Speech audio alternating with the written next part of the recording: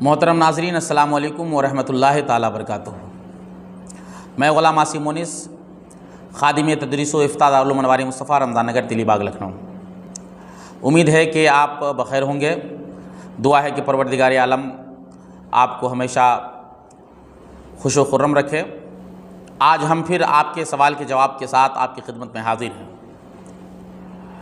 سوال بھیجا ہے جناب محمد رفیع احمد عرف منا بھائی، تیلی باغ جامع مسجد کے بغل سے۔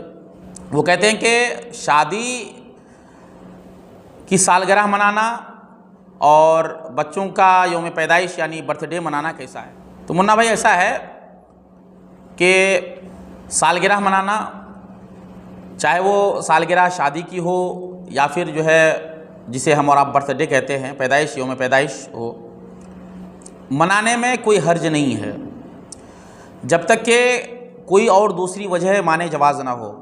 آج کل جو رواج چلا ہوا ہے سالگرہ منانے کا، وہ یہ ہے کہ سالگرہ کے موقع پر، چاہے وہ شادی کی سالگرہ ہو یا برتھ ڈے ہو، یوم پیدائش ہو، اس مواقع پر لوگ ناچتے ہیں، کودتے ہیں، ڈھول تاشے کا اہتمام ہوتا ہے اور طرح طرح کے خرافات اس محفل میں جنم لیتے ہیں۔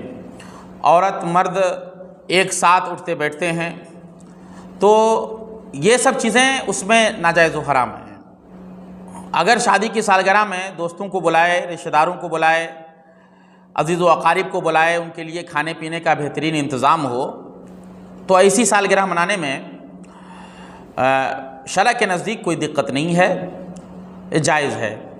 بلکہ اگر نیک نیت ہو، عزیزوں و اقارب، رشتہ داروں کی صلہ رحمی مقصود ہو، تو یقین مانیں اللہ تبارک و تعالیٰ ثواب عطا فرمائے۔ ایک سوال ہے محمد معین الدین کا، یحییٰ گنج، لکھنؤ سے۔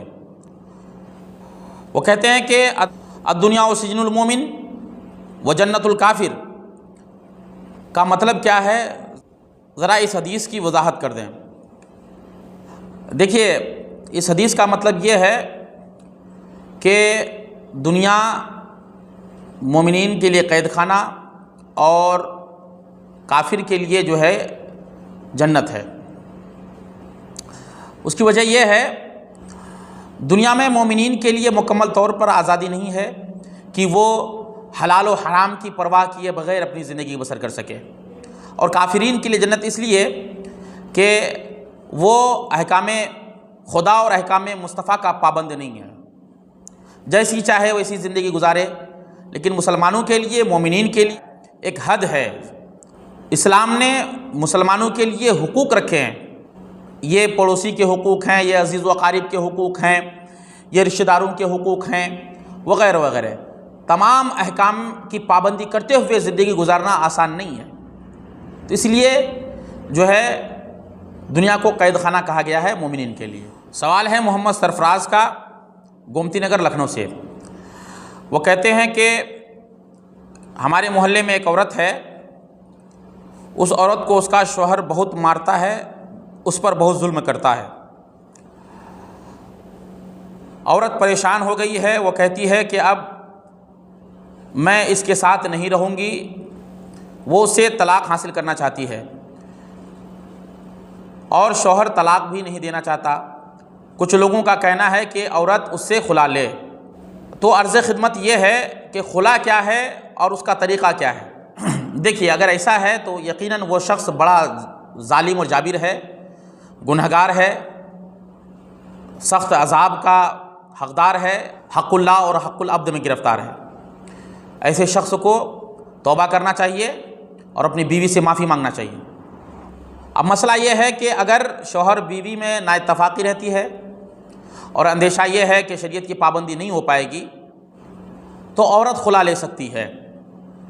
خلا کہتے ہیں مال کے بدلے نکاح ختم کرنے کو، اور جب خلا ہو جائے تو طلاق بائن واقع ہو جائے گی، اور جتنی رقم طے ہوئی ہے اس کا ادا کرنا عورت پر لازم ہو جائے گا۔ ایک سوال ہے جناب عابد حسین کا، کیلاش پوری سے۔ وہ پوچھتے ہیں کہ گانا سننا کیسا ہے؟ جناب عابد بھائی، شریعت کے نزدیک گانا سننا ناجائز و حرام ہے، لہذا اگر کوئی گانا سنتے ہوں تو اس سے باز آ جائیں، اور اگر گانا سننے کا عادی ہو گیا ہے تو وہ سخت عذاب الہی کا حقدار ہے، ایسے شخصوں کو ضرور توبہ کرنا چاہیے۔ ایک سوال ہے جناب ظہیر الدین صاحب کا، بنگلہ بازار لکھنؤ سے۔ وہ کہتے ہیں کہ تعویذ پہننا شرع میں جائز ہے یا نہیں؟ کچھ لوگ کہتے ہیں کہ احادیث کریمہ میں تعویذ پہننے کو منع کیا گیا ہے۔ جناب ظہیر الدین صاحب، معاملہ ایسا ہے کہ اگر تعویذ اسماء الہیہ، آیات قرآنیہ اور ادعیہ جمیلہ سے کیا گیا ہو تو جائز ہے۔ حدیث پاک میں جن تعویذات کی ممانعت آئی ہے وہ ان تعویذات کی ممانعت ہے جو غیر شرعی طریقے سے تعویذ کیے جاتے ہیں۔ آج کل عام طور پر سفلی وغیرہ کے علوم کو جاننے والے لوگ تعویذ وغیرہ کرتے ہیں، ان تعویذات کو پہننا ناجائز و حرام ہے۔ چلتے چلتے آپ سے گزارش ہے کہ اگر ابھی تک آپ نے ہمارا یوٹیوب چینل سبسکرائب نہیں کیا ہے تو مہربانی کر کے سبسکرائب کر لیں، بیل آئیکن کو پریس کر دیں تاکہ ہر آنے والی اپڈیٹ آپ تک آسانی کے ساتھ پہنچ جائے۔ السلام علیکم ورحمۃ اللہ تعالیٰ وبرکاتہ۔